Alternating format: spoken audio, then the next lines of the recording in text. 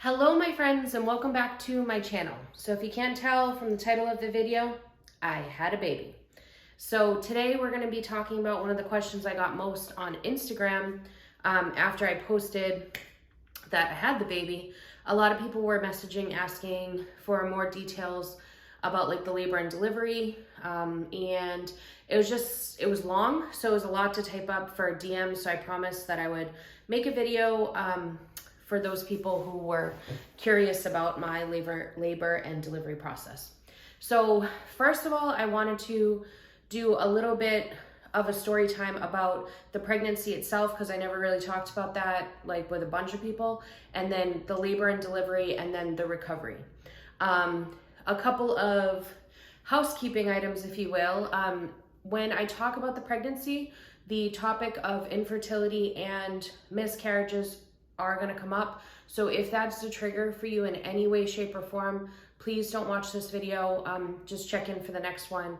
And if you need any type of like support, or you need to vent or anything like that, please feel free to message me on Instagram. I'll put my handle right here. It's at Kate508, CAIT 508. Because I've been there, and I know how triggering these conversations can be. So I just want to put that out there. And then also, if you are pregnant or thinking about getting pregnant, when I talk about the labor and delivery process, I promise it's a great story in terms of I got the result that I wanted. I have a beautiful, healthy, happy little baby boy. But I am going to talk a little bit about the struggles that there were. So it wasn't ideal. It wasn't traumatic, but it wasn't like completely ideal. But I do want to be like open and honest. So if you are in a position where you're pregnant or thinking about getting pregnant, there's like a balance, when I was at least pregnant, of wanting to be prepared and also making sure to give yourself positive birth stories to hope for. You know what I mean? And I don't want you to take this as something that'll get in the back of your head and scare you in any way, but I want to be open and honest about it for those who have been through it, or those who may want to, just be prepared. So just a little bit of a warning there. So first of all, John and I had been trying since 2013 to get pregnant. We were successful in getting pregnant multiple times, but unfortunately we had about a dozen miscarriages. They were all early term miscarriages. In most of the situations, I didn't even know I was pregnant, and I never ever heard a heartbeat. So they were all very early term. We went to specialists. They could never figure out what was going on as to what was causing the miscarriage. We had genetic testing, all of the labs you could think of, and we could just never figure it out. Then in like 2017, we had a miscarriage. And then after that, we stopped like even being able to get pregnant. I may have had one miscarriage from like 2017 to 2020, and I'm just not remembering. But I specifically remember like 2017 is when we kind of stopped getting pregnant. So in 2020, we decided, hey, let's start getting into shape as much as possible. Let's focus on our health, and let's get back into the fertility specialist. So October 31st, Halloween of 2020, we were to go down to the fertility specialist because we were going to start the IUI process. And with the IUI process, you go down on a specific day of like your cycle, and they start you on a specific medication. So I went in on Halloween of 2020, and anybody who suffered some type of a miscarriage or even infertility issues, Halloween or any holiday is very difficult, because you just sit there thinking like, I should have a baby, I should have a kid. This could be my kid's first Halloween. This could be my kid's fifth Halloween. He might want to be Spider-Man. Like you automatically in the back of your head are constantly, every holiday that comes up, it always is on your mind. At least for me, it was. So Halloween, we go down, and I'm all excited because I'm like, I feel good about this. This is our first step. We're going to figure this out.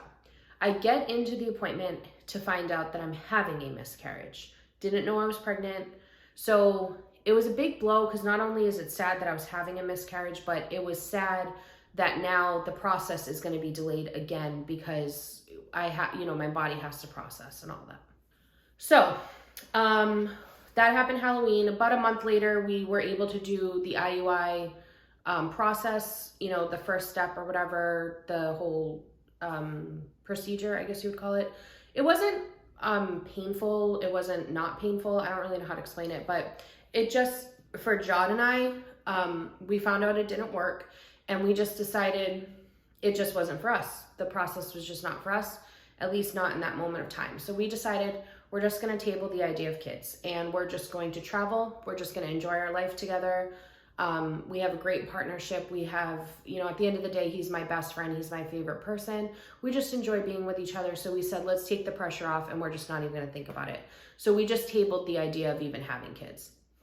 Fast forward to May of 2021. I had gotten the spin bike. We were like, you know, doing good with our walking and spin biking and all that. And all of a sudden I hurt my back. And I went to the chiropractor, and he said it was an SI joint sprain. And then he asked me, were you in a car accident or did you have like a sports injury? And I was like, no, like nothing had happened. He was like, that's weird, because this is usually like some type of trauma occurs for this to happen. So I was like, whatever. Then I'm like watching a YouTube video, and this girl that I was watching, she was pregnant with her second child. And she said, every time I'm pregnant, my rosacea acne flares up. And I had had acne, and for the first time in my life, I had never had acne before in my life. I was having like acne on my face. And I was like, well, that's weird that that happened to her when she was pregnant, you know? And then I hadn't had my cycle in a couple months, but because I have PCOS, I didn't really think anything of it. But then when I watched the video of her talking about the acne, and then I decided to Google, because my back was hurting so bad, I Googled what else could cause the SI joint sprain because I wanted to fix it. I find out the third option besides the two that he gave me was pregnancy. So I was like, well, let me go take a test. I went upstairs. I had those like bulk little tiny strip ones that you get on Amazon. I took it. It said I was pregnant. I thought for sure it was wrong. And looking back now, I wish that I was like aware enough to make the moment special for John, because he wasn't home. He was at work. And instead of like coming up with a cute and creative way to tell him I was pregnant, I just was assuming it was wrong, or I thought even if I am pregnant, I'm probably going to lose the baby anyway. So I just didn't even think to make it, you know, whatever. Anyways, so I called John up, and I'm like, you know how we've been joking about me being pregnant? Because we had made a joke about that. And he was like, yeah. And I was like, I effing am. I censored that for you. And he was like, what? And I was like, yeah, I am. And that's how I told my husband. Real creative, right? But anyways, so we both kind of were like in the same mindset, thinking, well, you know, we've been pregnant before and it didn't work, so let's not get our hopes up. So I had to wait that whole weekend. It was a Memorial Day weekend, so I had to wait until Tuesday in order to get into the doctors. I get into the doctors, and there's a heartbeat. And it was only like 8.5 weeks, 9 weeks at that point. So having a heartbeat, and it was a strong heartbeat, he was really confident. My doctor was like, this is a really good sign. And I was like, okay. So I started to get like a little bit more excited, you know? So as time went on, I think I got to like the 11-week mark, and the doctor was like, you know, this is solid. You're solid, you're good, you can tell people and all that. So I'm gonna insert a little clip here of like the pregnancy test, and then also where we told my parents, because we at least made that special. So I'm gonna insert that here.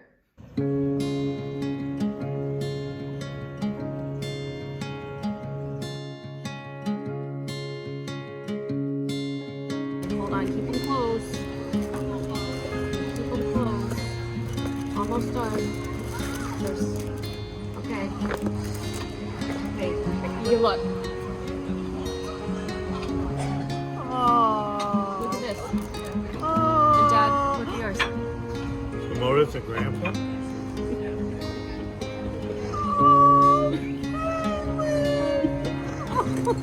I'm so happy. Oh,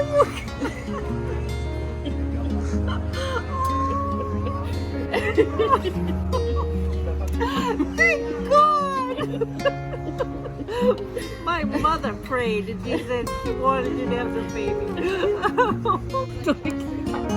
Hold on, I'll get the other one. Oh, I'm crying. I knew it was gonna take you a minute.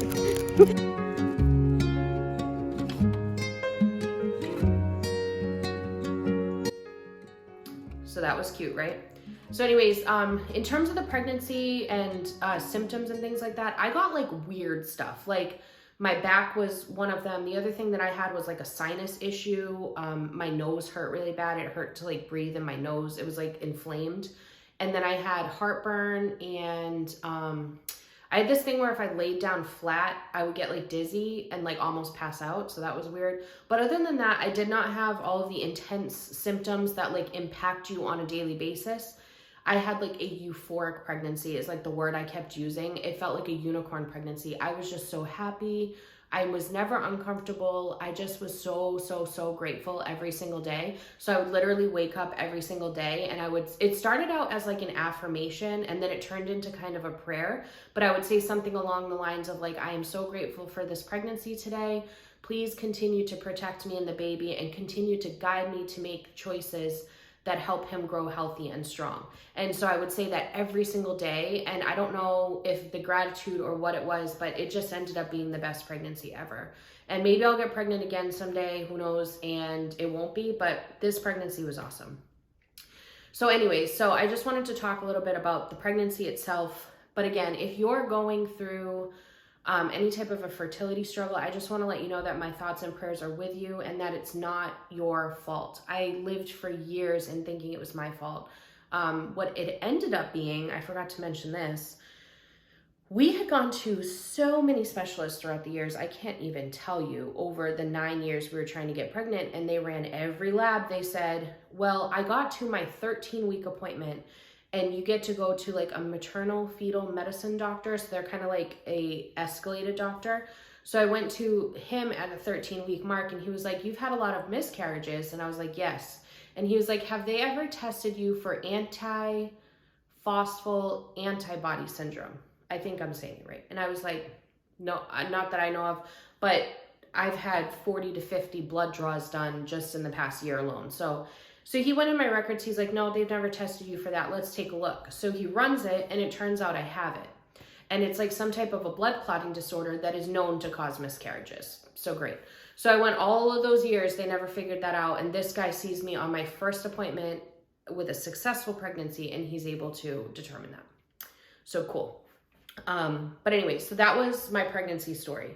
Now I'm going to be getting into the labor and delivery part. So again, if you're pregnant, thinking about getting pregnant, and you don't want to hear about a non-ideal labor and delivery story, you might not want to watch this. I promise it ends on a good note because I have a happy, healthy, beautiful little baby boy that is my entire world. But I just want to put that disclaimer out there. Okay, so labor and delivery. So what happened was when I went to my 36-week appointment, they determined that baby was big. They said he was in like the 95th percentile based on their estimates, and he was almost already 8 pounds at 36 weeks, which is big.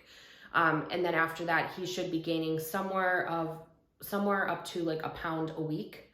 So if they did the math that way, by the time I got to like 39 weeks, he would be like 11 pounds. So they were like, we're going to induce you at 39 weeks. And I was like, okay, sounds good, whatever. So I got induced on Tuesday, on the exact 39-week day.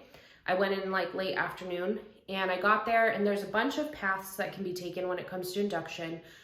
So before you think that this is the path that you're going to get, it might not be. Your doctor may decide to do something completely different. Also, you have the power in the situation. I chose in this situation just to let the medical professionals guide me. But if you want to educate yourself and figure out what induction process is best for you ahead of time and then discuss it with your doctor, you are completely capable of doing that. For me, I just chose that I was going to just let the doctor guide me. So anyways, so we went in 39 weeks, late Tuesday afternoon, and what my doctor decided to do was insert, I can never remember the name, Cervidil, something like that. It's basically like a little device that they insert up your hoo-ha, and it's supposed to help soften your cervix.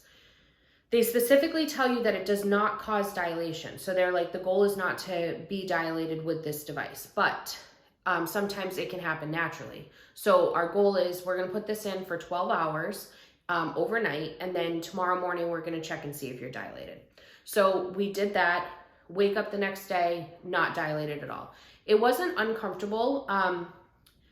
It wasn't painful, but it was a little uncomfortable. Also, I had to like kind of stay on my side all night and hold the heartbeat monitor, because you have to have the heartbeat monitor on the baby. And Ollie did not like, his name is Oliver, by the way, Oliver Allen. He did not like the heartbeat monitor. So I had to kind of like hold pressure on it, because even with the straps they put on, and the belly band they put on me, it still wasn't enough pressure to pick up his heartbeat. So I had to kind of monitor that all night. So I didn't sleep very, very well. Wake up the next day though, and I had not dilated at all, but my cervix was softened. So my doctor then said, I can give you Pitocin, which is, if you know anything about induction, that's usually like the first thing that people give. But he's like, but if you're not dilated at all, he's like, Pitocin is just going to cause you to have intense contractions and we might not get anywhere. So he's like, so I don't want to put you through that. So his second option was to give some other C word, Cetadil. They all sound the same to me when you're going through it. But it's basically an oral medication that you take every 4 hours over like a 16-hour span, and it's supposed to continue to soften your cervix. It causes mild contractions and cramps. At least this is what they told me. I'm not a professional, okay? So they give me that, and I'm having contractions now. And they're not like super intense or anything, but they were contractions. And then I'm having like cramps, so it was like getting a little more uncomfortable. So that went on all day. They checked me again, still not dilated. So they decide to go back to option number 1. So they give me option number 1 again, the little device, and they have me sleep overnight with that again. So another 12 hours with this thing in me. Now I just want to stop here and say, if you're keeping track, this has been, what does that equal to? Like 42 hours? I had to ask if I could eat. The nurses would then check with my doctor to see if I could eat, because if we end up having to go with like a C-section, you don't want to have like food in you. So the food thing is like a touchy subject. But I would ask like every 12 hours if I could eat before we started the next process, and they usually let me. I always ask nicely and with a lot of respect to them, because whatever they decided was going to be fine with me. But sometimes you have to be like an advocate for yourself, because they're not going to think to get you food. So just ask if you can eat, and then I would like send John to either the cafeteria or across the street to Panera. I also had a bunch of granola bars and snacks in my bag, so just a heads up there. So anyway, so I think we're at like the 42-hour mark. Once overnight had happened, we wake up the next morning, my doctor shows up. It's like 8:30, 9 o'clock in the morning, and no, what is that called? No results. Still not dilated whatsoever. Cervix is still soft, but that didn't matter at all at that point. So because I wasn't dilated at all, he kind of just had no other options really for me. And so he was like, we're just going to go with an abdominal delivery. Now I just want to stop here before we get into the next part. And I just want to talk about like the mental part. For me, being in labor, it wasn't like intense labor, but it was labor for like almost 48 hours. It was more a mental thing for me, because I was having a rough time, because I just felt like you want your body to do it. You want your baby to do it. And like, you're stressed about your baby the whole time. And it was a lot. The doctors and nurses at the hospital I was at were phenomenal. They were so supportive. They were so kind. They were so empathetic. So it was really just like a mental thing for me. John was incredible. He was with me the entire time, and he was awesome. It was just mental for me. So if you end up being in the same spot, just know you're not alone. Those thoughts are normal, and it's tough. Like, it's tough to go 2 days with people checking in on you. Like, hey, how are you doing? Are you dilated yet? You know, everybody's all excited, and it's just like, God, no, I'm not. And you just feel like you want to advance in the process, and it's, you know, sometimes it just doesn't happen. So my doctor then suggested, and again, he was the type, like, he gave me all my options on what I could do, but he said, my recommendation at this point, it doesn't seem like it's happening. We've given it a 2-day try. You've done great, but I think we should go with a C-section. And I agreed at that point, because I was just like, let's just get this baby, you know, let's have this baby, let's do it. So we decided to go with a C-section. It was not an emergency C-section, but it was an unplanned C-section. He was like, in 2 hours, we're going to get you into the OR and we're going to have this baby. So at that point, like, a bunch of nurses and anesthesiologists are coming through the room to talk to you about the process. And they were phenomenal. They like walked me through every step that I was going to experience with the C-section. The anesthesiologist, I'm never going to forget her. She was literally, well, she was actually the nurse to the anesthesiologist, I want to say, or she was like I don't know if she was an intern or a nurse. But she was like, there was a main anesthesiologist, but she was really the one that was like by my side. I'm never going to forget her. She was amazing. She came in because I have a brain condition called Chiari malformation, which is an issue with how my spinal fluid travels in my brain, I guess. I have a higher BMI, and then I also have that blood clotting disorder, the APAS.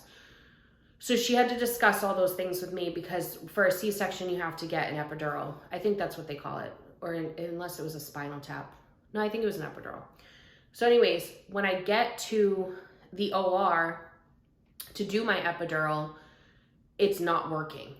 And that was like my worst fear, because if you can't get that, then you're gonna have to go under, and then I would lose like the skin on skin and all of that, and I wouldn't even get to be like part of the process when it came to the birth.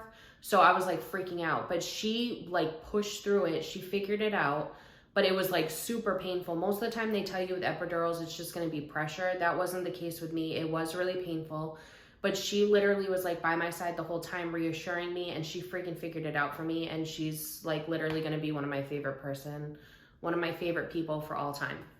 So she got the epidural to work. It took like almost a half hour. And then they lay me down. All of a sudden my blood pressure decides to plummet. So she had to help me through that.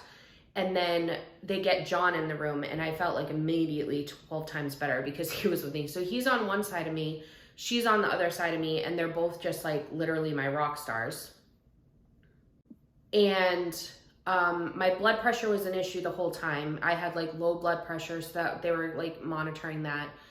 They try to get the baby out, and Oliver didn't want to come out, not through induction or through C-section. So they ended up having to vacuum my child out of me via C-section, which I had never heard of before. I heard of vacuum delivery for vaginal, but I had never heard of them doing that for C-section. So they vacuum the sucker out of me, and then they get me all sewed up. They get me to the room. Everybody's acting like everything's fine. Everybody's like chill. Just the most positive experience ever in terms of the staff that was at that hospital. But then we get to the room, and I find out that I apparently like lost a lot of blood. I found this on the web. I don't know why Siri's talking to me. I get to the room, and I find out that I lost a lot of blood. I also find out that the nurse had been in the nursing field for 20 years, and she said I had the most amniotic fluid they'd ever seen, and it was like a geyser of amniotic fluid. I was like, cool, great story. They had a hard time sewing me up, apparently. There was just like a lot of stuff that happened, and like, thank God they didn't tell me any of that. They just were all acting so chill, and I'm just like, oh my God, like, I love you guys. So we get to recovery. At that point, I had already gotten to do like the skin on skin. And when we rolled into recovery, let me just tell you, when I roll into recovery, John was holding Oliver, and it was literally the best moment of my life. Like I don't know how anything will ever top that, because just seeing him holding his son was just the best thing ever. I wish I had a freaking camera to relive that moment for the rest of the time.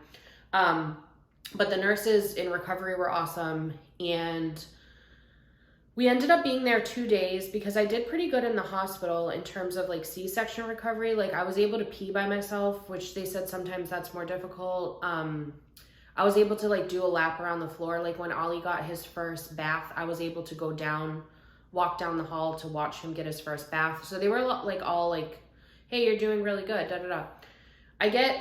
Now we're gonna get into like the recovery side of it. We get home, and I was in the worst pain I've ever been in my life. And I'm just gonna tell you this, that I had to have like nerve work done a couple years ago at like a neurologist's place. And they literally told me that I had one of the highest pain thresholds they'd seen, because my nerves were responding to what they were doing, but I wasn't wincing in pain like most people would. So they were like, your pain tolerance is really high. So like in the back of my head, anytime people talked about labor and delivery and stuff, I was like, well, I have a high pain tolerance, so I should be okay. The recovery from C-section, and he had to be vacuumed out, and like there was trauma with my, organs or whatever. So maybe that's why, but this was no joke. And I don't have a vaginal birth to compare it to, so maybe that's worse. I don't know. But it was enough for me to turn to John and say, one and done. We ain't doing this again. It was so bad, and it was bad for 10 days. And the worst part of it is I can handle physical pain pretty well. Like I can take it. I've had plenty of things happen to me. I can take physical pain. The mental part of a C-section recovery, I don't even know how to get into it 100%, but all I kept thinking was, I have waited almost a decade to have this child, and I can't even mom. Like, I can't do what I want to do. John would physically have to hand him to me in order for me to care for him in any way. So it was just so hard on me mentally, because I was like, I just want to go. I just want to be his mom. But I couldn't even like turn to the side to pick him up out of the bassinet from the bed. Like, the bassinet was right there, but I physically could not turn to pick him up. It was rough, very, very rough. And I would go online and I would look this up, because I'm the type of person, like, you just need to tell me when I'm going to get to the finish line and I'll be able to mentally get through it. Everything online says 6 weeks. And I'm like, how the heck am I going to do this for 6 weeks? Like, John needs to go back to work. How am I going to get through this? But what ended up happening for me, at least, and I hope that nobody actually goes through that for 6 weeks, is at the 10-day mark, all of a sudden, I literally remember taking a shower, crying in pain inside the shower because the pain was so bad, getting out, drying off, and then half hour later, the pain had reduced by like 75%. Out of nowhere. Like, just done. We're just done with that. So I was like, nothing online tells you that. So I just want to put that out there, that if you're there, just try to get to the 10-day mark. If it goes beyond that, I guess talk to your doctor. I don't know. Because I kept talking to the doctor and he kept acting like, yeah, that's what happens. And I'm just like, how do people do this? Like, I just felt like, oh my God, I am a failure, because this is the most excruciating pain I've ever been through. I think they also hit a nerve, because one of the things is, like, you can hit nerves. It's not, the doctor didn't do anything wrong. It's just there's so many nerves in that area. So I think that I had a nerve that got hit, and that's what was really causing the most pain. And then it kind of subsided over time. But anyways, the only thing that helped me, if you end up doing it, is that I would compress like a pillow against the area that hurt the most, because it was the right side for me, when I would walk around, and that like would give me a little bit of relief. So the belly band did not help me, but maybe it would help you. It's, you know, they're cheap on Amazon, worth ordering, but the belly band didn't help me. The only thing that helped was like compressing a pillow against it. I had like one of those like longer, skinny, like decor type pillows, and I would kind of like tuck it under my fat, you know, and like scoop it up. But anyways, so that was my recovery situation. We're doing great now. I'm at like 3.5 weeks. I feel great. I've been doing housework. I've been doing, you know, cooking, all that stuff. So I've even got on the treadmill with doctor approval. So I'm not running or anything. I'm just like walking slowly, but with a little bit of an incline and everything. So that's been great. So we're doing great now. And I think that's all there is about recovery. And then I just wanted to talk about being a mom real quick. So I'm gonna try not to get emotional here, but Lord knows that I will. I specifically remember when I was going through, you know, the 9 years of trying to get pregnant. I specifically remember, like, I would ask all the time, like, is it even gonna be worth it? Like, because when you're going through it, it's like, it's just the most mentally taxing thing. And then there's a lot of times when there's a lot of physical pain too. And I would be like, is it even going to be worth it? If you're going through it, I want you to know 100% it is worth it. But I will say this, that being his mom, I don't think is dictated necessarily by me being his biological mom. I think that even if I had adopted him, or we had had like a surrogate, or however we got to this point, I truly, truly, truly believe it would have been worth it no matter what. So however you create your family, it's okay. There's nothing wrong with you. Some people just have a different path when it comes to creating a family. I specifically remember when people would like constantly be like, you're gonna make a great mom someday, it's gonna happen, you're gonna get pregnant. It would be like, they mean the best, and I don't discourage anyone from saying it, but in the back of my head, I would be like, but what if I don't? Like, you kind of need to know that it's gonna be okay if that's not the path for you.